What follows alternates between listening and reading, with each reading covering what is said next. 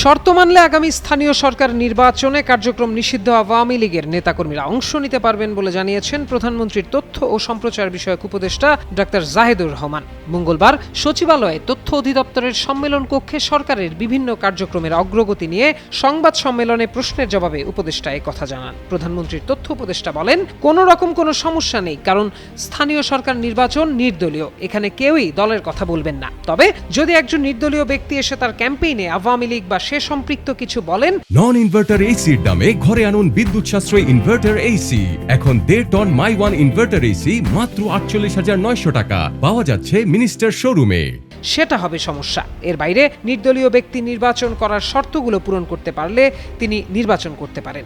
যদি নির্বাচনে আসা কারো আওয়ামী লীগের দলীয় পদবি থাকে তাহলে কি হবে, এমন প্রশ্নের জবাবে তিনি বলেন, সংগঠনের কর্মসূচি যেহেতু নিষিদ্ধ আছে, এই পোস্ট পজিশন তিনি তো আসলে ব্যবহার করছেন না, তিনি করতেও পারেন না। ব্যক্তি হিসেবে যে কোনো কেউ যদি ক্রাইটেরিয়া যা আছে সেটা ফুলফিল করতে পারেন, তিনি যদি মনে করেন নির্বাচন করবেন, তিনি নির্বাচন করতে পারেন। সরকারের দিক থেকে বাধা দেওয়ার কোনো কারণ নেই এই ব্যাপারে।